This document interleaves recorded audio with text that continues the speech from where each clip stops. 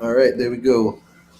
Let's do it. Let's get the angle correct. You want to sit? You want to sit in the chair, or you want to sit on the couch? All right. Hello, everyone. We're just adjusting for a moment.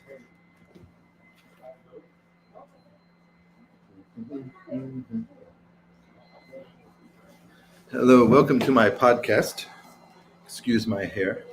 Dr. Joseph Vertino, spiritual guide is my main title. I tell people if I was at a luncheon and they gave me a name tag, it would say my name and then it'd say spiritual guide. I'm also an author and a musician and a Reiki master healer, Usui, which is the optimum healing modality available to everybody. And here's my friend now. Oh, sorry. Oh, you have to help. Okay. Anyways, so.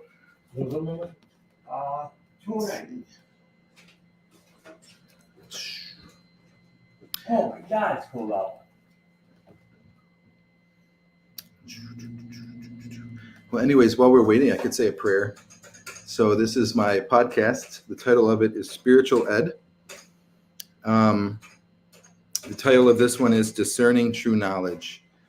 So I pray that we could be, as individuals, in that way, and even more importantly than saying as a group, able to have less worry about our natural tendencies towards truth in that kind of way, and realize that all the people that we follow as groups, like the big groups, like the leaders, like Martin Luther and Jesus and Muhammad, etc., Malcolm X, right?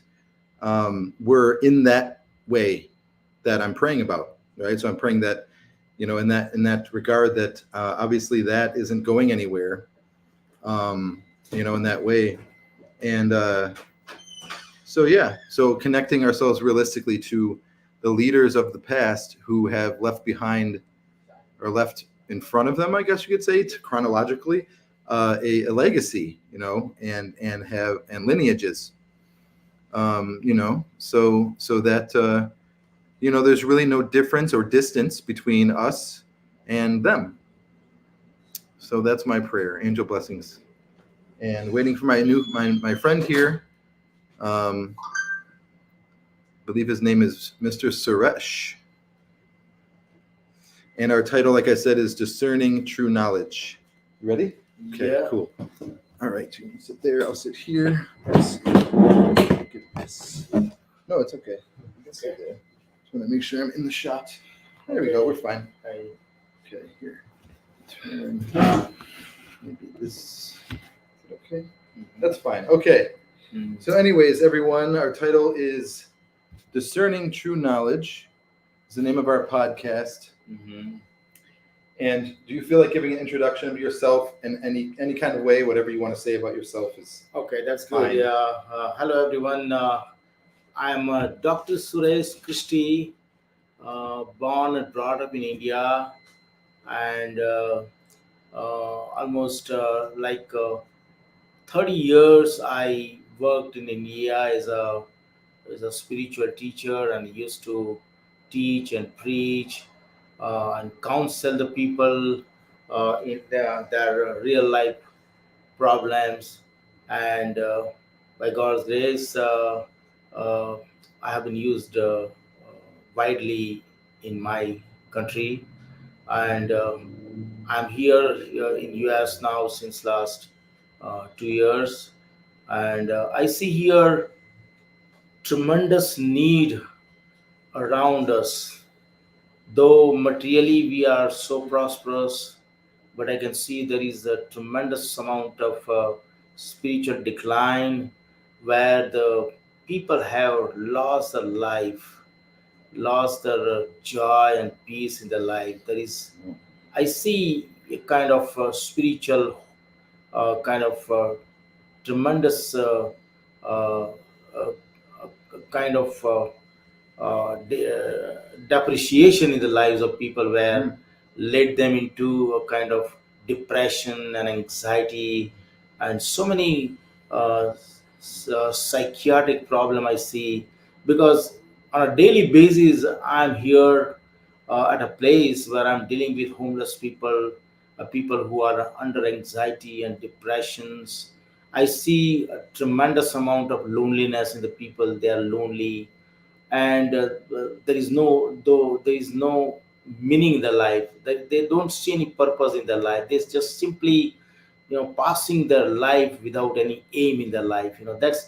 That's where the life becomes so full of burden. And see, the people, they need uh, a knowledge. When today's our topic is a knowledge, Yes. discernment, discerning the knowledge, the true Yes. knowledge. Now, the true knowledge is something which can really liberate people uh, spiritually, I can say. The knowledge, this particular word uh, is coming from the word gnosis. That's a Greek original word, Greek origin word, gnosis.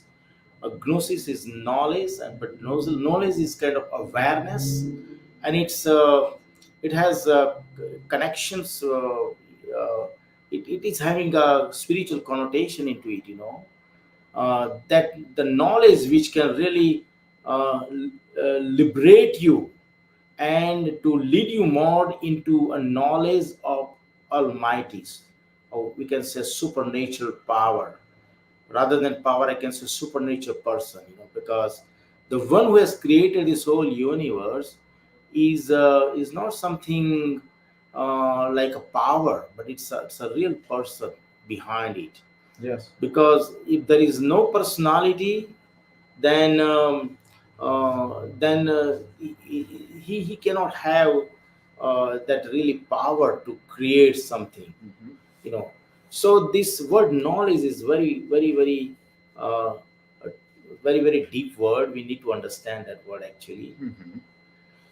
Why? Because, see, knowledge is not something where we accumulate the knowledge. It's not about the uh, to receiving a lot of information, to gathering more lot of informations. Mhm. No, just see, gathering information is good. It's not negative, but at the same time, only information, only knowledge will not going to help you anymore. Why? Because if that knowledge is, you are not, see, if you do not have the wisdom to use that knowledge practically into your life, then no matter how tremendous knowledge you have, or a mental knowledge, or mind, or information you have, it will not going to help you. Mhm. So that's very important. you know so that's what we are talking about, not only knowledge, but knowledge where, for that knowledge which we have, we need to have a wisdom which can help us to use that knowledge in a practical way, in a better way, where we can have a life and a success in our own life, we can say. you know Life. Why life? I use the word life because we have everything, but we do not have real life. Life means a life of fulfillment, I'm talking about. Okay. So if you have the knowledge, but it doesn't lead you into Mhm. uh, a fulfillment in life, that knowledge cannot help. Mhm. Not at all, I can say. Because if that is the case, then we see in the world, the people which uh, having lot of who are acquiring a lot of knowledge through the academics. They take the educations, they take the PhDs. Mhm. Okay, so many doctoral studies they do, but we see many of the lives are at mess. They're messing up their life. Why? Because they have the knowledge, but they do not have the wisdom to act properly in their lives. So that's where these words, knowledge is good, but I want to add another word, and that is the wisdom. You need the wisdom rather than knowledge. Yes. Okay. So let's. I'm going to say some stuff for a little while. Yeah. Thank you, Mr. Suresh, for that sharing about yourself, and that you did spiritual teaching back in India, and in that way, an introduction to our topic in the sense of knowledge, which implies truth, obviously, and then discerning, in the sense that which implies what? I don't know. That's the real thing, is what is that implication? right? In the sense that, because we're responsible for our shared world in the sense that we built it. I'm looking out at the street here in this lobby that we're sharing, and all the cars are there, and they're not driving themselves, and the road didn't build itself, and the light fixtures didn't just show up, and understanding, letting the ignorance that would be trying to stick to you against the truth of the very rationalness of what I'm saying, to dissolve in the sense of having to do with blame and shame and deflection from being direct, right? So to me, if you're understanding that point that I just made is completely pro discernment, right? Actually, understanding in that kind of way and having that kind of, I guess you could say, direct attitude is very, very valuable. In particular with discernment, throughout our lifetimes, so to speak. I believe in the soul, so I use that word, which is fine. Mm-hmm. So discerning true knowledge in that way, well, it implies there's something to be discerned. There's something to be found. And then, so I remember we had a list when we were doing the podcast that we could go into. In that way, there was something on there where we talked about family dynamics. So family dynamics in the sense of this title is very, very interesting. So the only way that this really makes sense is that we understand that it's completely on us, right? The discernment of true knowledge is completely on us as individuals, that it can't ever not be that way. And so in families, the dynamics can't be there without that kind of energy of individualism, right? So this is a huge kind of like kettle of fish, so to speak. One example I could say from my personal life is I think of my sister Rachel, who she went to Peace Corps when I was younger, and obviously she was younger too. She's 4 years older than me, but she went to Peace Corps and went to teach English as a second language in TESOL and these kind of different organizations, and she was fluent in a foreign language, and eventually met her husband in a foreign land, and all these things. And in that way, me and her both have very strong personalities, and we live different lives.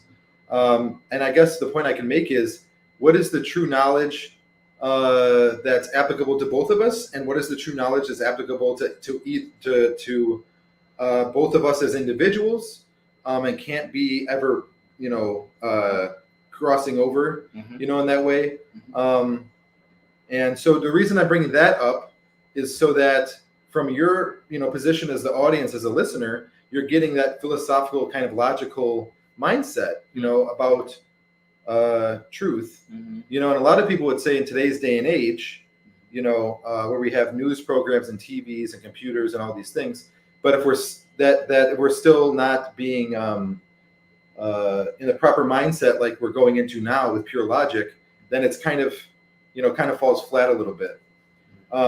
So basically, yeah, I mean, in that way, so family dynamics, let me make a little bit more point again, and then I'll pass it off to you, Mr. Suresh. Yeah. So family dynamics, we understand that family is inevitable, and that personality is inevitable, and that being individuals is inevitable. And all of that being the case, the same point, I guess, about the street and everything already being there, that we put it there, there's no, kind of like the resistance is futile idea, to that. So looking at yourself, bringing the light into yourself, to your own person, and allowing that difficulties and adversities that we don't need to explore too deeply as to find causes, but knowing that it's there. And then as you notice it or you recognize it, then simply beginning to let it go. And now you have the reason for that, right, in your mind, in the sense that seeing that there's a useless resistances that could be inside of you, and just allowing yourself to allow that to be a possible thing, and then practicing surrender, in your heart, and allowing that to occur throughout your life is a great. Right, Dr. Yeah. Joseph, Go I ahead. just want to interrupt you in between. The one thing, we started with the knowledge, of course, and then we added one more. Into knowledge, we said the adjective, true knowledge. Okay, so when we talk about, or when we say true knowledge, then that means there is a possibility of there is a possibility of false knowledge also, right? then that's the reason why we say true knowledge, because there are false knowledge, or knowledge is, we can say, so that's where we need the discernment, when we use this word discernment. Why? Because uh, we have so many options before us, okay, and they all are knowledge, like, but out of those knowledge, uh, we have to discern which one is the true knowledge, okay. So that's where we need a discernment. Now when we talk about the discernment, we we know that uh, um, we, intellectually speaking, or in the knowledge, we are always limited. We do not see, or we do not discern the things clearly, okay. And that's where I can say that we need, when we talk about discernment, we need some help. Somebody should help us, Yes. maybe like some wise people in the world, or might be not wise people. Then we need some supernatural help. And if we believe God, we need, we need to, we we, we need to be in connection with God, where we can receive, or where we can discern that what is true and what is false, okay. So that's Yeah. very important. Yes. So it is. true knowledge, okay. Now we need to know where is the source of true knowledge, okay. Because in the world of falsity, we need to know the source of truth. If we go to the source of truth, then only we will receive the right kind of pure knowledge. So that is very important question we need to ask, that where is the source of truth. Okay, now I will, just ask Joseph to give his input about that. Yes, so to me, understanding that all of that is pure logic and semantics, and in the way understanding that, right, that there is, and based in light, right? So light is that when you shine it, you actually see what is the light's hitting, right? So if you walk into a room, I think of like in Egypt, the pyramids in Egypt. If you walk into the Pyramid of Giza, or one of these maybe minor, they might call them the minor pyramids in context of that one, and you walk into it and there's no light, right? But you have a flashlight, and you walk in at first before you turn the flashlight on, right? And before you see the corners of the room at all, right? Or knowing where they are, or the wall is. In that way, so what we're providing in this video is we're shining rather than anything else, in the sense that it's obviously we have to accept that it's possible to not be based in the actual light, right? So if we understand that the light is what would be truthful about the falsehood, right? So for example, if someone was saying in this video, discerning true knowledge is our topic, and there's no such thing as falsehood, there's only truth, and forever and ever, in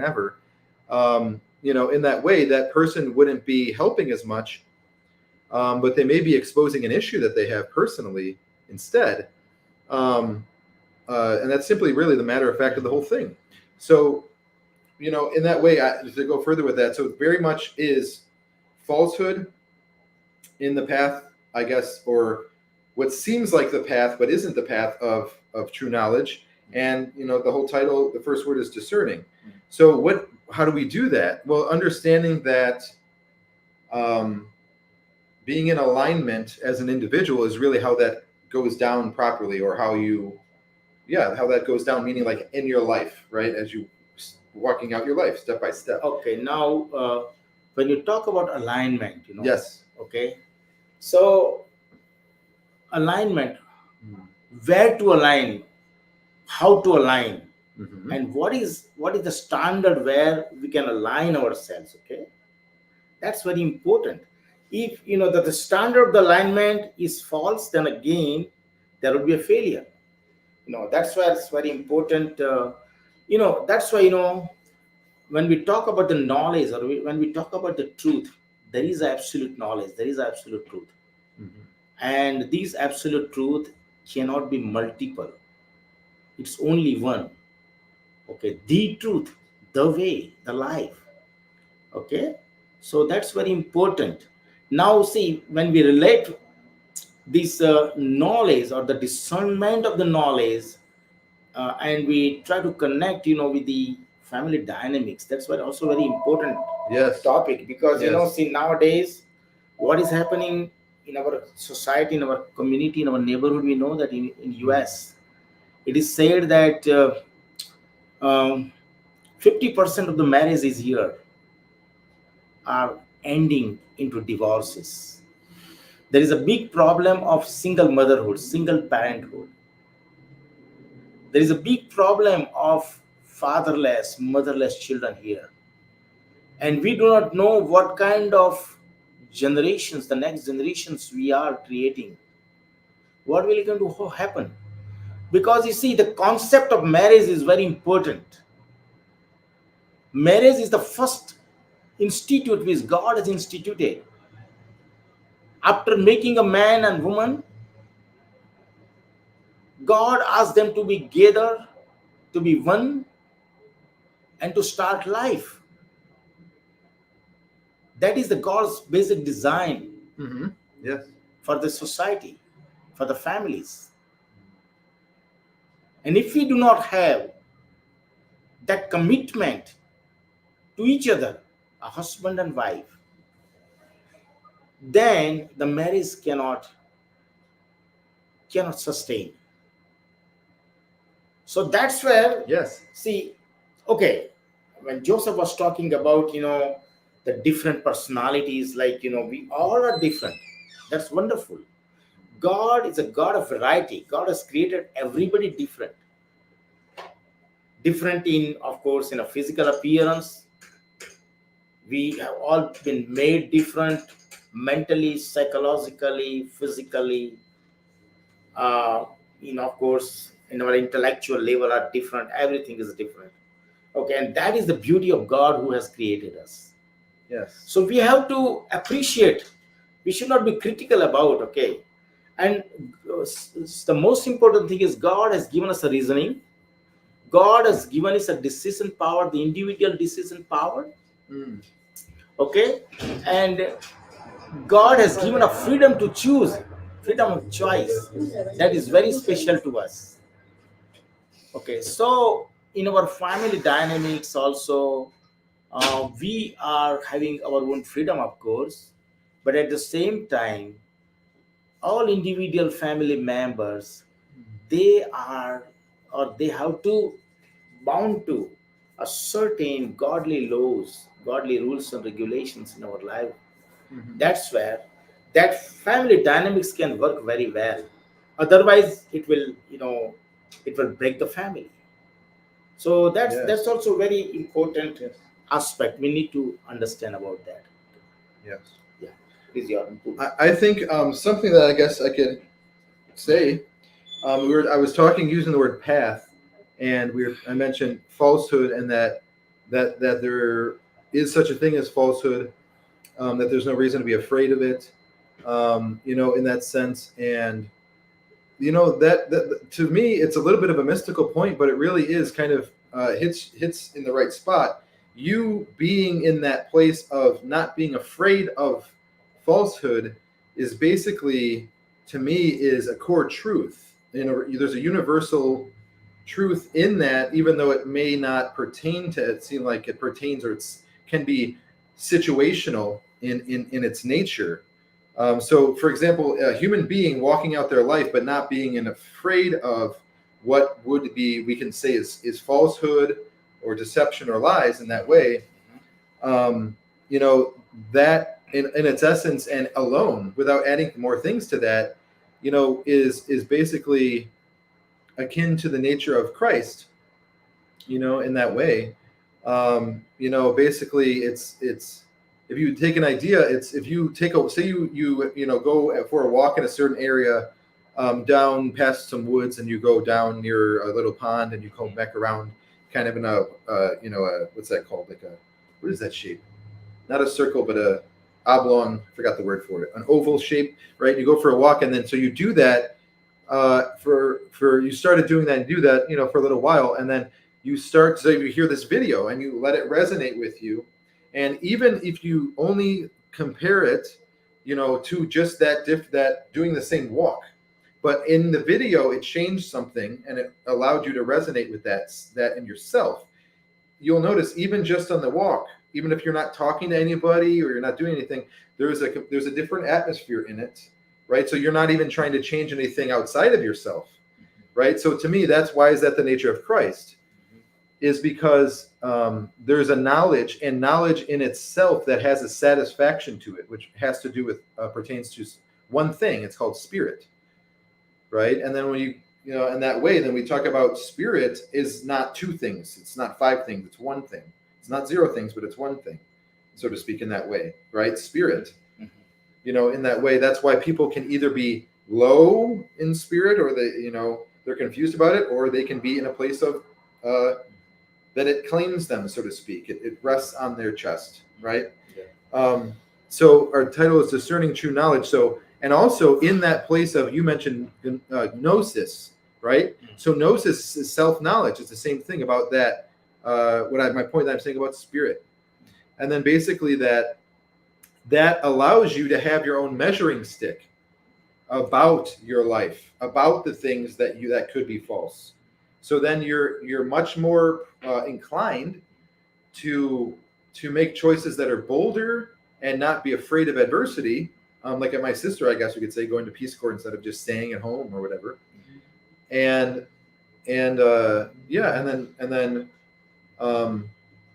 I guess the other part is not being, well, there's more also a greater chance of you having the experience of contentment throughout your life. Now, excuse me, Go ahead. See, I just want to add here, you were talking about the fear or afraid. We should not be afraid of something like that. And sometimes we add more like, we, or I can do, or we can do, that kind of expressions, that is more relying on our own self, like, that's why we think, or we say that we are sufficient enough to handle ourselves, to handle our situations, to handle our problems. We like, when we express like we do, I do, then I can say that I have some problem with that, because what I see, if I talk about me, I can never say that I'm sufficient enough or I'm strong enough. I can always say I'm a weak vessel, I'm a fearful person, I am not having that the wisdom or or I can say that intellect where I can solve my own issues, my problems. No, as a human being, I am always limited, insufficient. Okay. So that we need to know whenever we come across any issues, any problem in our life. I can tell you that we are always lag behind.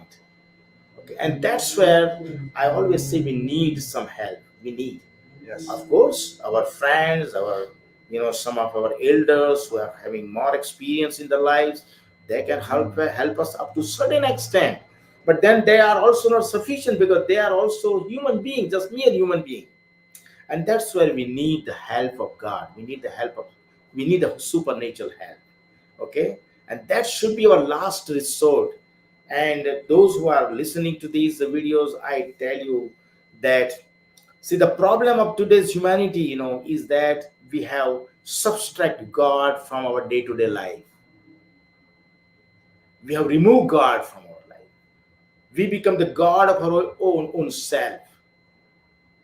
We have denied God from our own. That is the problem of the humanity today. Why the life on this earth become more and more difficult nowadays? You see the wars, we see the bloodsheds happening, we see the hunger, the hungry people, the children with malnutrition, millions and millions people are suffering under the human leadership, and the human leadership is not wise enough, not intelligent enough to resolve these problems of the human life. In fact, it has become more and more complicated, more complex. And that is what the see by the end of the day, what is that is what the result we have gained by individualism, by the attitude more towards man rather than God. So that's the problem. And that's why now the time has come to discern to discerning the true knowledge. We need to look to God. And when we talk about the knowledge, I said the only source of knowledge is God Himself. And when we talk about Jesus, Jesus said, "I am the way, truth, and life." Yes. I am the way. You can just walk down and to discern a true knowledge from me. That is all what I can say, and that's what I have experienced from my life. There was a time when I was like atheist. I was not believing God. I have my own intellectual philosophical questions. But when I started reading the Bible, then I got the answers of all those problems. And then finally, I see that the source of true knowledge is nobody than Jesus Christ only. That's the only thing I can tell you. And I wish everybody they may take it seriously. And if you are really looking for a true knowledge in your life, Yes. then you have to go to Jesus. Yes, and let's see.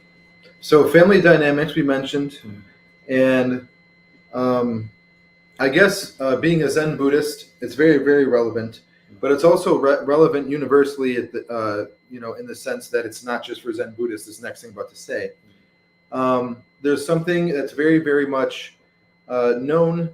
Maybe one too many varies, perhaps, in that phrase, but it's basically that when someone is on the path of meditation and/or true spirituality, as an individual, even though they may participate in groups. There's a two-sided understanding that's very, very real. It's called clutching and aversion. So understanding that basically, that we talked about objective things along the path of true knowledge, right? So discerning true knowledge. And well, it's kind of like if you're walking a path and you're having your own experience, right? I'm feeling the gravel under my feet, or I'm feeling poetic about this area of the forest, but I'm also slightly concerned about this side of the road for some reason. And it looks like there's clouds over there. They could be ominous. And then, that you're having a subjective experience. So objective is certain things that are important along the path that in that way, because true knowledge in that way, if you understand that, it's either you're in it honestly, earnestly, working, so to speak, to use a word, or playing, whatever, moving towards truth honestly, or you aren't. And that there's nowhere for that to be but right here, right, as an individual, that truth, that you're either honestly going on the path of true knowledge, or you aren't. But hold on. So then this thing is, what the thing is basically that nature of, I need to escape this, or I need to have this here, right? The clutching. So I'm changing this what's going on here, and this is here and present, but I'm clutching for something out here and bringing it into my experience, or I'm taking something that is here and I'm pushing it away. So the reason I'm mentioning that is because there's an objectivity to it, that we all have a center, and that clutching and aversion is like the adversary. Some maybe staunch spiritual people would say, kind of off the bat, in that sense, that once you hear about that kind of, you start to develop a kind of resilience in your mind against it, and you start to catch yourself throughout maybe your day, and I'm going into clutching and aversion in that way. And then basically, my last point, I guess, about this is how you treat yourself in context of there being objective and an objective reality that has truths in it, but we're only an individual. How you treat yourself in that. actuality, I think is very, very important in the sense of allowing yourself to go further along the path of true knowledge. Because I mean, on the extreme of it, if you aren't treating yourself well, you're not enabling yourself to experience more of life. Like, even if you saw experience not as a chore, but as like cake, right? Or something like that. I get to sit for a while and take in, not having cake and this experience of things that are out of my control.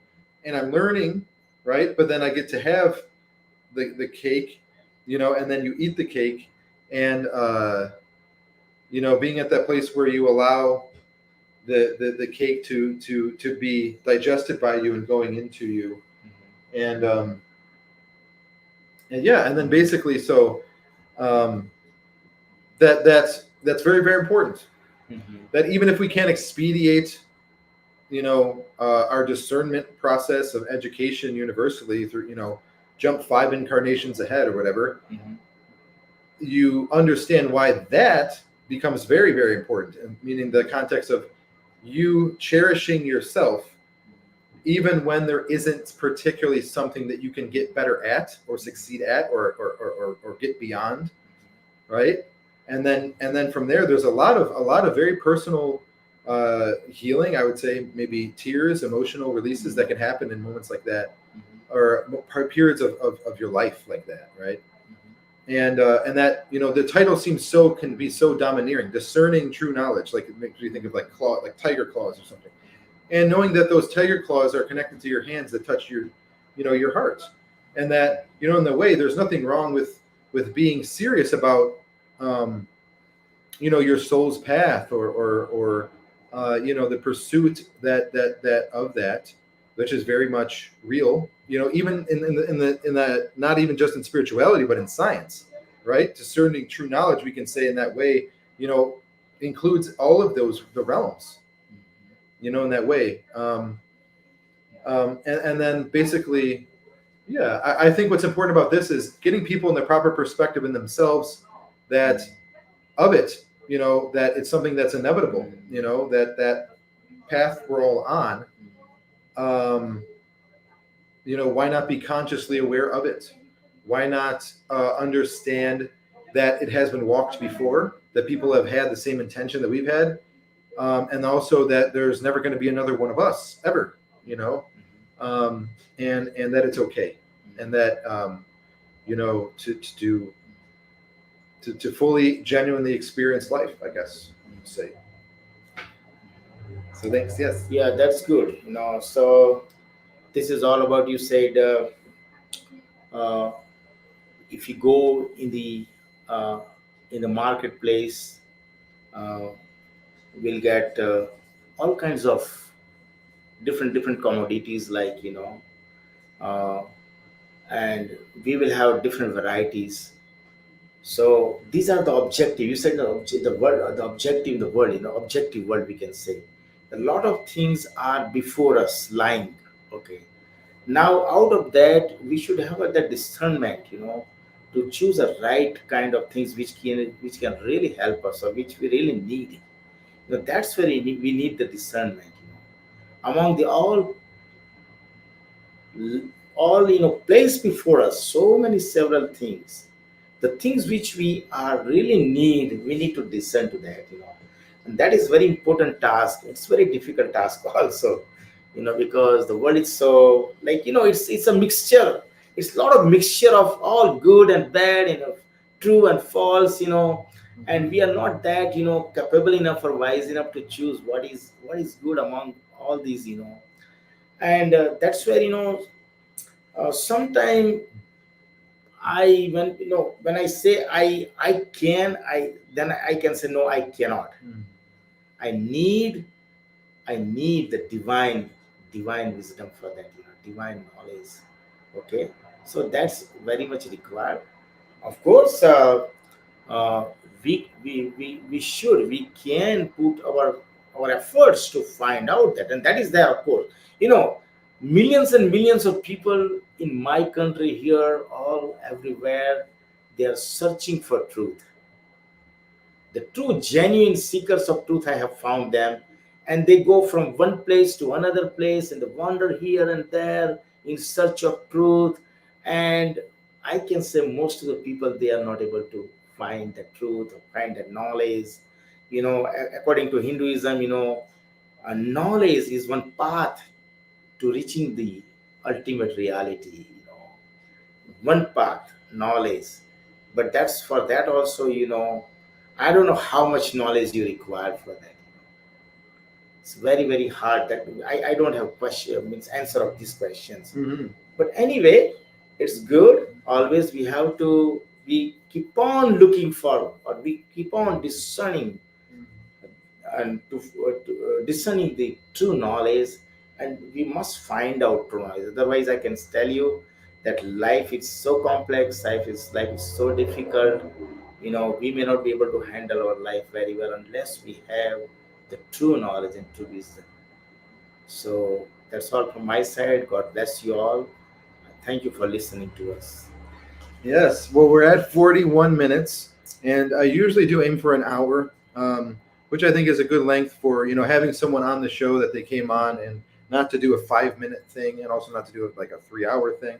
An hour, I think, is appropriate. Yeah. So we talked about a whole bunch of different stuff, but really, I think we did well to stay on our track of our topic of discerning true knowledge, and that don't be don't I guess what would that be?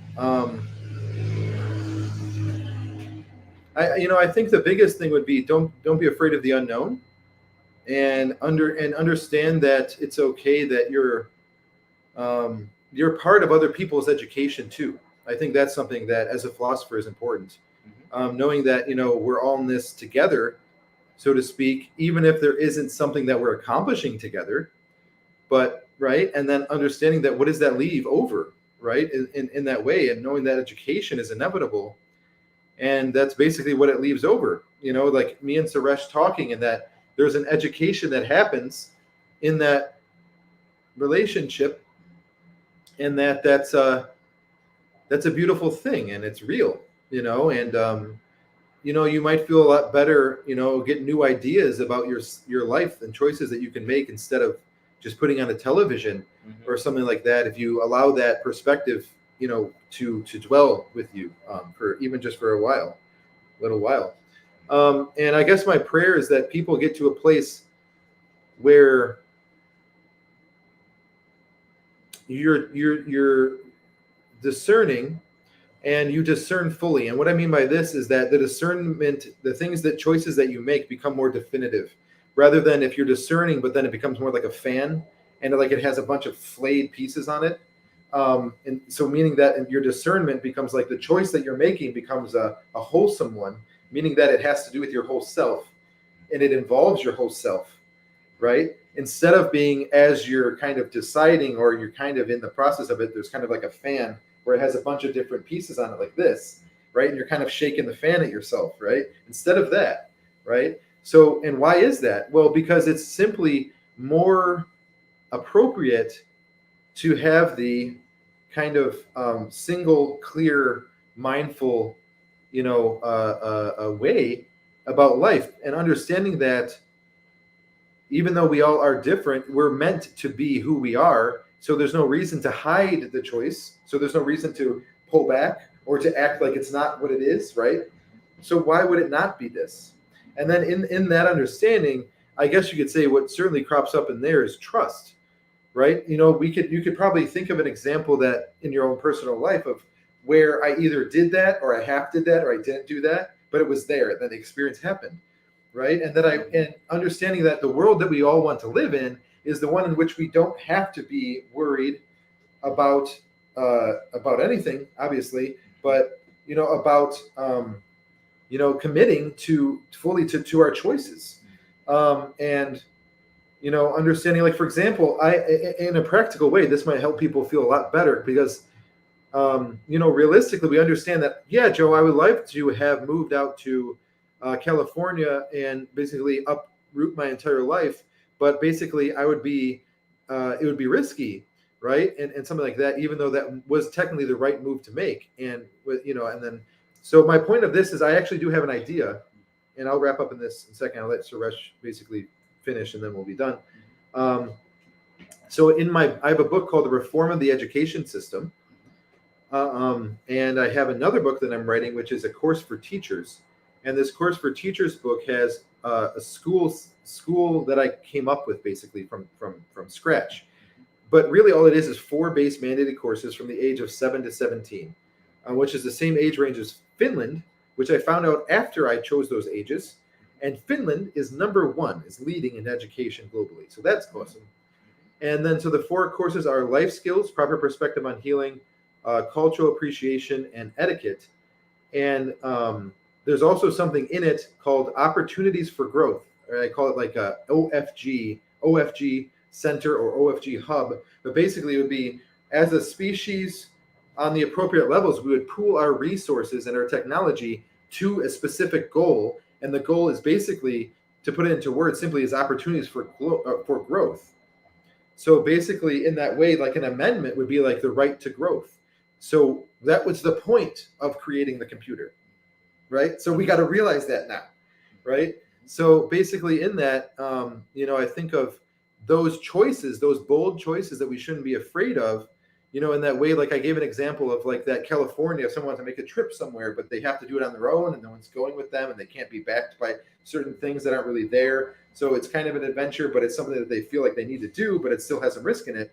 Like on a practical level, we can start to consciously apply the opportunities for growth through our technology alone throughout our globe.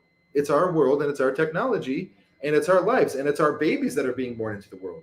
And if you think of it from birth, having that kind of mentality and action of what I'm talking about is obviously correct. And that, and I could give, a multitude of reasons, but to me, I think it's, it's obvious in that way. So discerning true knowledge, accepting that even though we've gotten to a certain point as a species where we have computers and we have, whatever you want to say, whatever we can use as measure, that we have computers and that we have, something that we can say is kind of we're proud of, right? Air travel, mobile apps on our phone that can order specific foods and they show up right where we are. We just walk downstairs and stare at them for a second and scribble on something, give them some green paper, and then, but so in that way, the next step, or it's not even so much a step, but it's a kind of digging in of our kind of heels in the sense of that we're meant to stick around, right? Mm-hmm.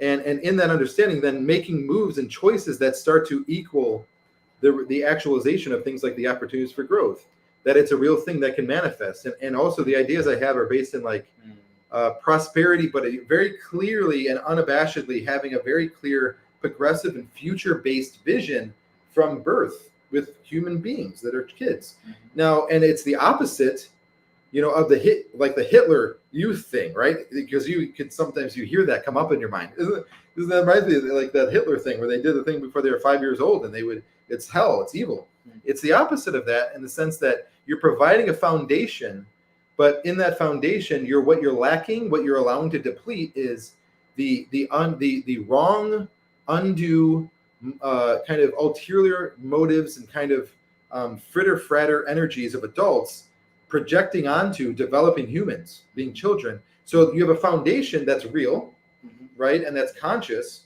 And, we're born into that. But then the adults are able to take a passive energy. And then the developing human has a more natural development in that way. And they are able to go fully into their experiences and their preference development, their individuation process. And it would be the most efficient, to use a kind of mechanical, word, I think we're describing like a car or something, but it's a child, obviously, the most efficient way in which that, where they would make choices that they would, we wouldn't have to take the child out of their own personal experience in that way, thus the passivity of the adult. So then basically in that, as the child begins to develop their own preferences and choices, they that becomes the forefront of their entire world, as it's supposed to be. Meaning that as that happens, then you can say the adults properly respond to that in their environment. And in that, what happens is that human being starts to have a greater, I would even go as far as to say, a greater brain capacity development, right? And they start to have that where I'm using more percentage of my brain. Because as it's developing, it's not being impeded. Yeah, so go ahead. Let me just interrupt you and just add some more, my views, so I just want to talk about two things. First is bold choices. I like that word. Choices. Every day we do hundreds and thousands of choices in our life. At every step we have to make choice, like whether to go or not to go, whether to eat or not to eat, whether to do these tasks or not to do. Lot of choices, and we involve our brain to process our thinking and thought life.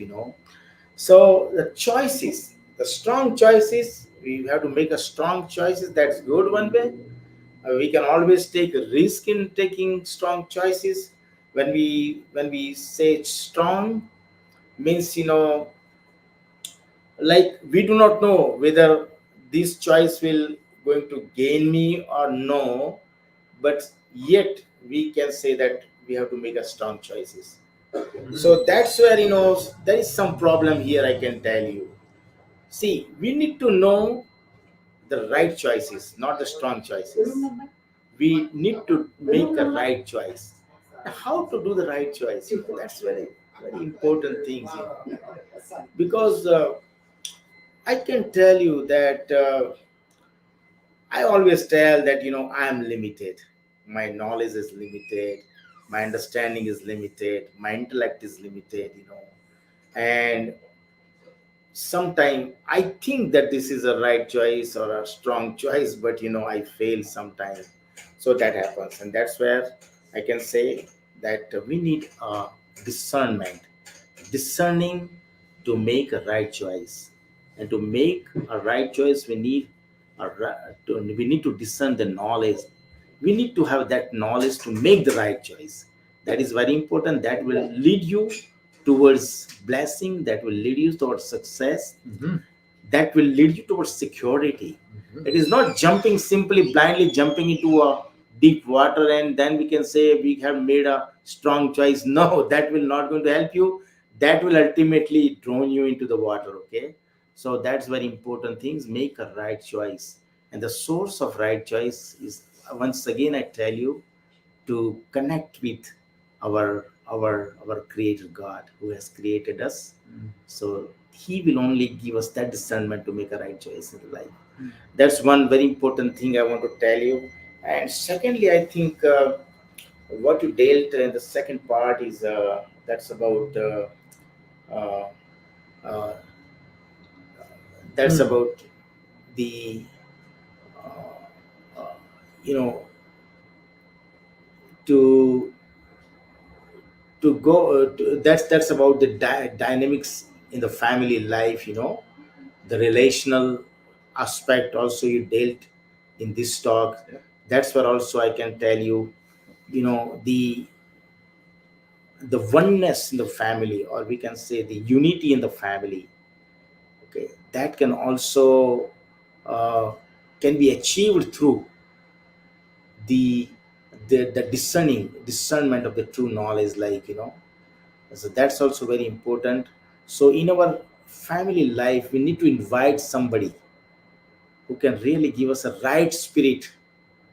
Okay, that can bind us together as a family, no matter how different we are from each other. But the binding factor is where we can invite someone who can really give us a right kind of knowledge where we can sustain that unity of one life. One more things which you talked about, that is positive energy and negative energy, right? So, and that energy is uh, you know sometimes we say that it is from within us. That energy is there lying in us. The only thing we are not using that energy. That's what I understand what you say when you say when we talk about positive energy, you know. So that is something inside of us in a dormant situation condition, and that we have to draw it out so that positive energy can help us. Okay, so that was the point here. I may be a little bit contradicting to that, you know. Why? Uh, because you know that uh, basically the human being in his fallen nature, I can say, the positive energies remain in us. Of course, we do have positive things, no matter, you know, that's true. But more than positive, we do have more negative energy. There is a low failure always operating within us. And that's what we say, even if I want to do a good, I'm not able to do, because there is some power within us which is drawing us back to do a good things. So that, you see, upon that negative energy, we need to we need some supernatural power which where we can, you know, we can like we can subdue that negativism within us, and we can have more positive life. You know, that is very important. So see, man, we can say human being, it's not that we don't say that human being or man is completely like, you know, he's not good. We cannot say that. Man is good, but not totally good, I can say, you know. Okay. Some part of human being, because he's a God's creation, God has given him a moral sense. The morality, God given morality is put in our heart, you know. These are those moral laws are already set in our heart, and that is leading us daily, every day, Yes. like, you know, whether to do good or bad. But then again, because of our fallen nature, that, you know, that the laws which is already set there, but we are not obeying the law, but many times we disobey law, you know. And that's where the negative energy is more than positive energy. That's where the failure comes, and that is what we see, you know. If you look at the world now, you know, today's world is terrible to live, I can say. All have gone astray, all all have failed, we can say, even including me, I can say. I cannot say that I am completely good. No, no. Okay, all have contributed towards the failure of the human life. You see, terrible problems in the world now. Though we cannot say that there are not enough resources. There are enough resources, but still the people are starving. Why?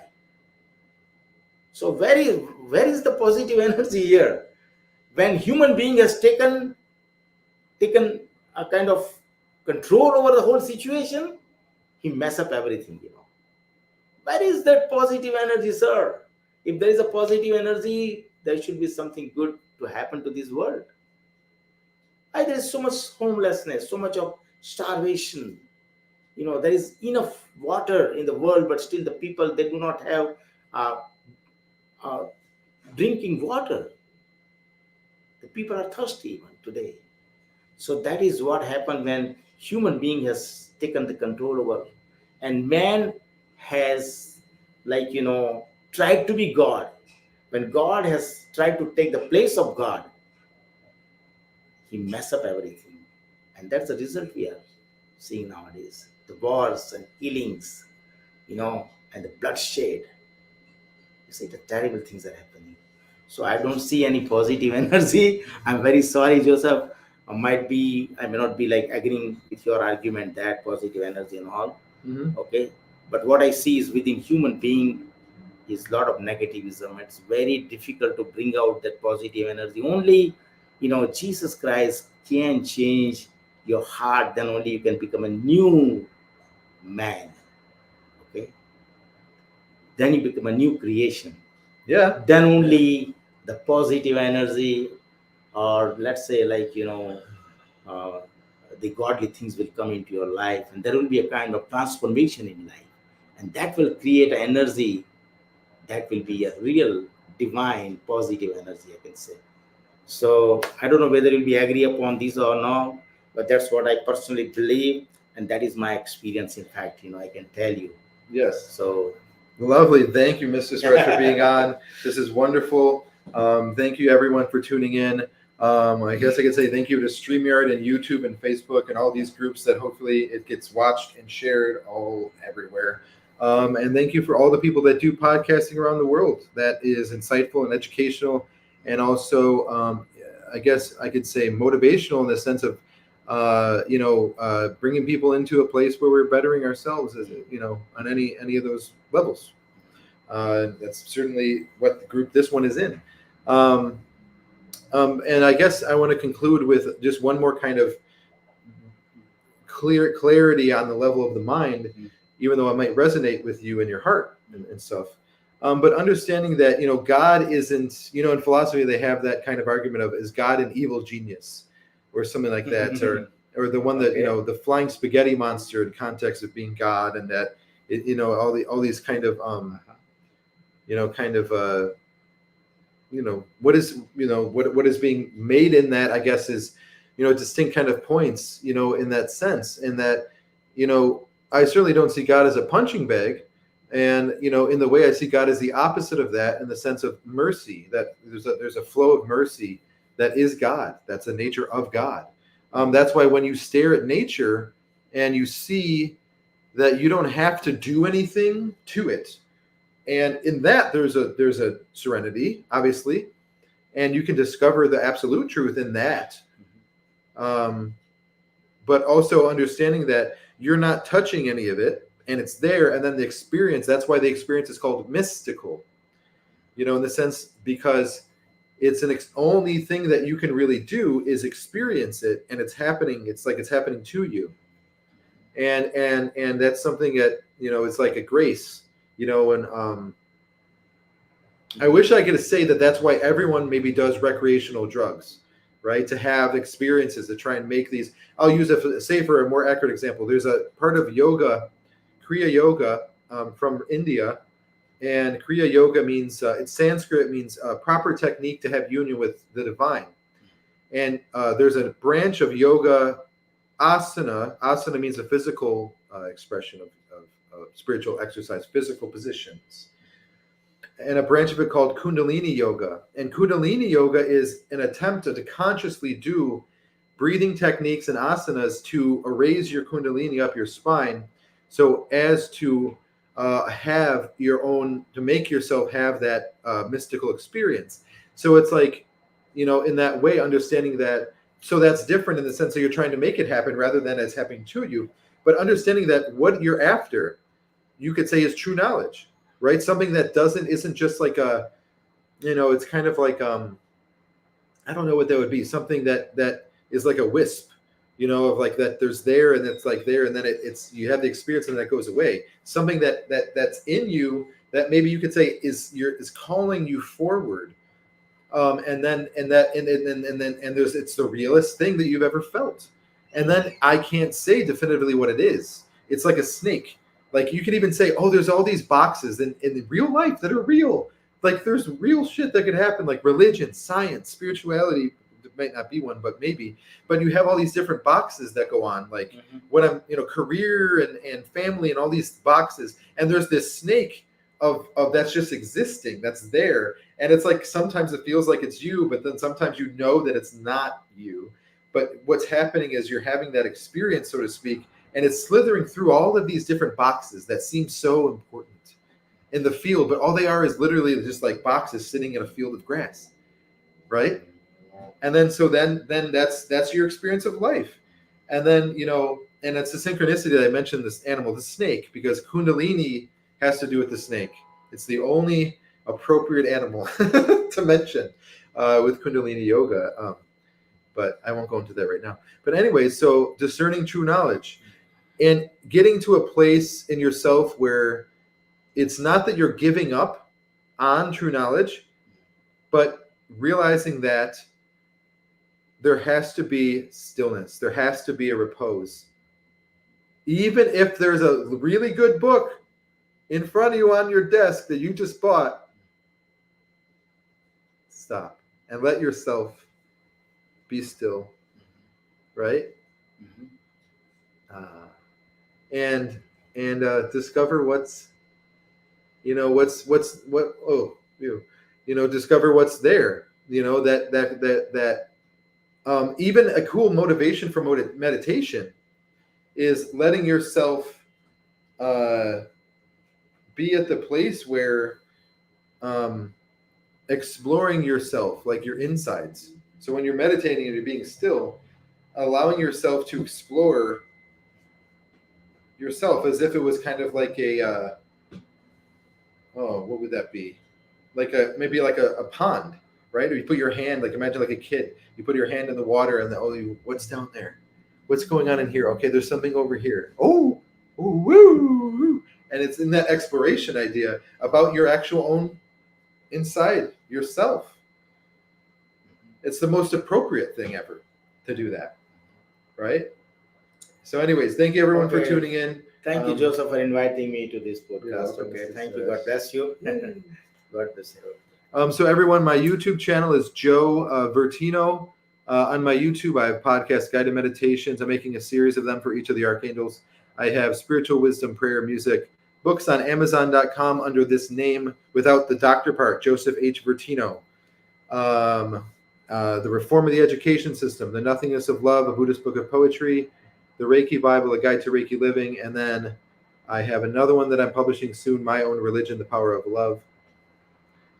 And what else? I have SoundCloud account, which is Joe HV, capital J, lowercase OE, space, capital HV, Joe HV on SoundCloud. And then my Facebook is Joe Hastings, Hastings, Vertino. Joe Hastings Vertino. So much love, much respect. Thank you for tuning in. Feel free to reach out, obviously, and comment and whatever. All right. Thank you so much. Angel blessings, everybody. Thank you. Amen.